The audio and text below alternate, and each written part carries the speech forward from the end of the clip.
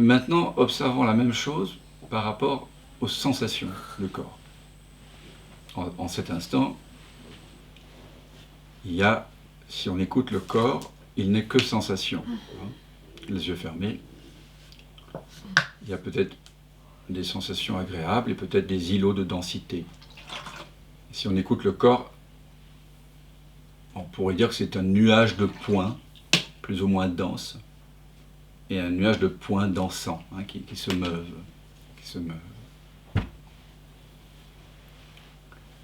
Mais la question qu'on se pose, oui, tu peux lui laisser un petit coussin.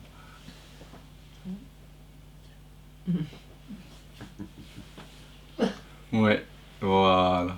Vous voyez, merci, c'est gentil. Donc le corps, si vous l'écoutez, c'est des sensations, un concerto sensoriel.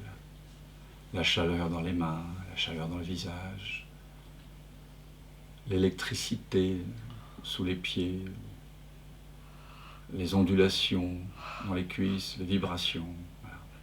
Voilà. Et la question qu'on se pose toujours ici, c'est qu'est-ce qui est conscient de tout ça? Vous voyez bien que les sensations, elles changent sans cesse.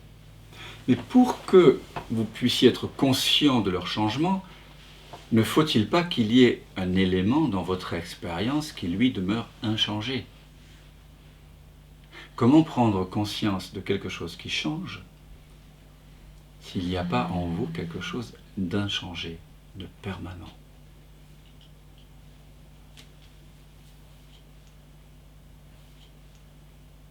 Donc vous voyez les sensations qui, ce flot apparemment continue là aussi, on a l'impression que c'est continu, mais si vous vous intéressez à une sensation particulière, ce qu'on ne fait jamais, qu'est-ce qu'on fait? On étiquette cela, bien-être, mal-être, tension, détente, et puis on s'en occupe plus. Mais là on va regarder, on va faire comme nous y invite Huang Po. On va pas se contenter d'étiqueter tout ça avec la mémoire, on va regarder. Donc regardez vraiment précisément les sensations, par exemple, dans la paume de la main gauche, par exemple. Et quand je dis la paume de la main gauche, vous voyez tout de suite, vous avez un imaginaire de la main qui apparaît, qui est consubstantiel au fait que j'utilise le mot main gauche. Donc vous avez une représentation de la main gauche qui apparaît, n'est-ce pas? Dans le mental. Et là, je vais vous demander quelque chose qui va vous surprendre. Je vais vous demander d'ouvrir les yeux, de regarder votre main gauche et de voir qu'elle ne correspond absolument pas à la représentation que vous vous en faisiez. Donc vous ouvrez les yeux, vous regardez la main gauche et vous voyez qu'elle est très différente de la représentation. Déjà. Puis maintenant, refermez les yeux. Si je vous indique la main gauche, ce n'est pas que pour que vous en fassiez des représentations, c'est pour orienter votre attention sur les sensations, vibrations. Donc l'imaginaire autour de cette main gauche tombe, et si vous ne faites pas référence à la mémoire, ni à la pensée, ces sensations, comment savoir si elles n'appartiennent pas à des griffes ou à des plumes? Comment savoir si ce n'est pas un sabot de cheval ou une nageoire de sard, de requin, de baleine? Comment savoir si ces sensations ne proviennent pas d'une tige de fleurs exotiques ou de l'écorce d'un palmier? Vous voyez, sans le mental, sans la mémoire, les sensations sont juste des sensations. Elles n'ont pas le pouvoir de vous enfermer dans un corps. C'est un concerto sensoriel. Et si maintenant je vous invite à prendre une sensation particulière dans ce flot de sensations, un des points de ce nuage mouvant, et de vous y intéresser, pouvez-vous me dire si cette sensation, elle est ronde, rectangulaire, carrée? vous voyez que plus vous vous en approchez, et plus elle se dissout, elle se dérobe en fait. Hein. Vous ne pouvez, dès que vous vous approchez de la sensation, elle disparaît. C'est parce que vous aviez juste eu un imaginaire d'une main à propos de cette sensation que vous avez toute une série de croyances qui en découlent. Mais dans l'expérience directe, les sensations ne sont ni rondes, ni carrées. Et plus vous vous en approchez, et plus vous rencontrez un espace.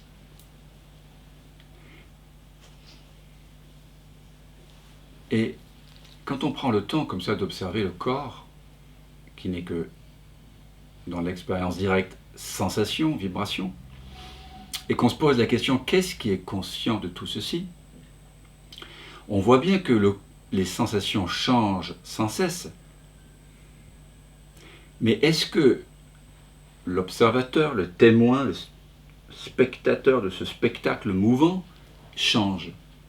Est-ce que celui qui connaît les changements sensoriels n'est pas toujours le même? Est-ce que ceux qui connaissent les sensations maintenant n'est pas le même que ceux-là qui connaissaient les pensées tout à l'heure? Est-ce que ce par quoi les sensations corporelles sont connues maintenant n'est pas le même que ceux-là qui connaissaient les pensées tout à l'heure?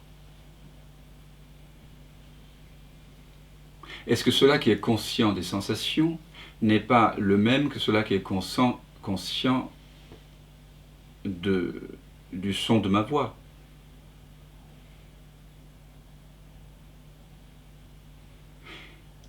Autrement dit, vous voyez bien que les sensations qui apparaissent et disparaissent sont perçues par une conscience, on va utiliser ce mot-là, ou un espace de connaissance, qui voit apparaître les sensations, qui est là pendant qu'il se déploie, qu'il change, et qui est toujours là alors que les sensations ne sont plus là, ou ils ont changé.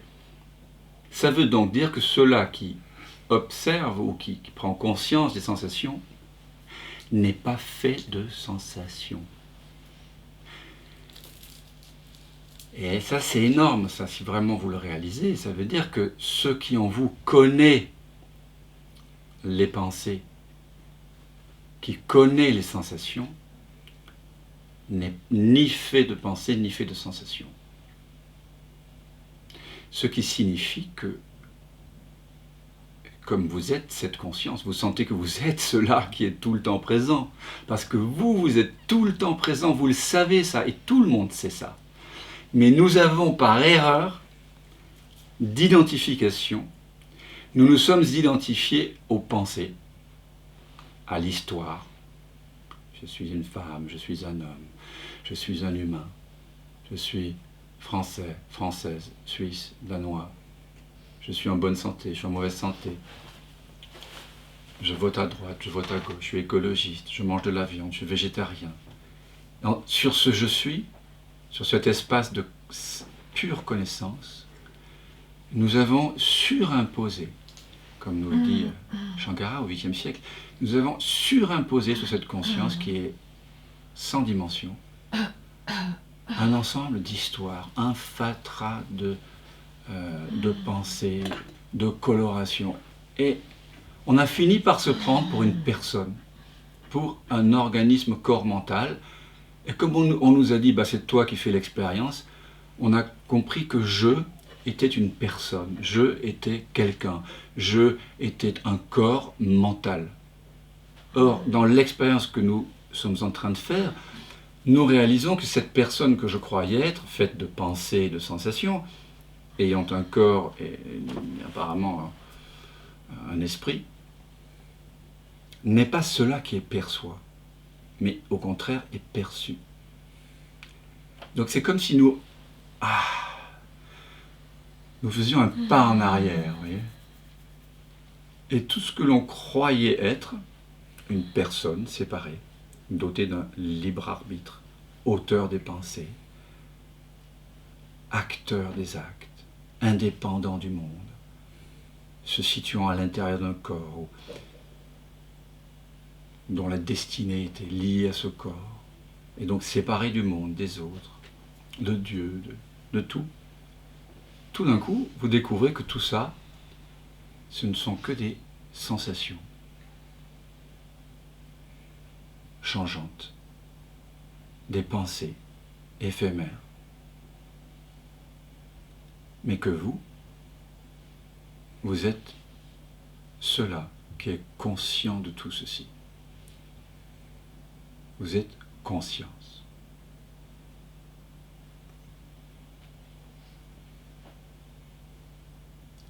On ne sait peut-être pas encore très bien ce que c'est, ce que ça veut dire que d'être cette conscience. Mais en tout cas, on sait ce qu'on n'est pas. On sait qu'on ne peut pas être un paquet de pensées, apparaissant, disparaissant. Je ne peux pas être, parce que ce n'est pas l'expérience que je fais de moi-même. Alors, je ne veux pas que vous me croyiez ici, hein. C'est pas une conférence. C'est une invitation à voir. Donc, je vous invite en fait à travers toutes les expériences que nous faisons, et là nous faisons une expérience. J'espère que vous faites une expérience directe pour vous-même. Et si ce que je dis n'est pas corroboré par votre expérience directe, faites-moi le savoir. Hein? Voilà. Donc, ce que cette méditation contemplative que l'on vient de faire ici, qu'on pourrait appeler une investigation du soi, nous amène à découvrir, à cesser de couvrir, c'est que je ne suis pas une personne. Personne, ça vient du mot persona, étymologiquement, qui vient du mot masque. Dans la tragédie grecque, le cœur s'affuble d'un masque au travers duquel il porte la voix, il résonne. D'accord ? Et on dit d'ailleurs à l'opéra où je chante, hein, et quand on apprend à chanter, on nous apprend à chanter dans le masque. Ah, ah, ah, ah, dans le masque là, d'accord ? C'est donc le porte-voix. Et c'est pas ce que je suis. Moi, je suis le souffle. Ce porte-voix, il change avec l'âge, selon l'état de santé. Et quand on se regarde dans le miroir pour faire ces expériences-là, on voit que ça change. Hein. Selon qu'on vient de recevoir un massage tantrique à l'huile chaude ou qu'on vient de je ne sais pas, d'assister à un accident dramatique, on n'a pas le même visage. Par contre, celui qui a conscience en nous, il y a quelque chose qui est conscient, qui est toujours le même.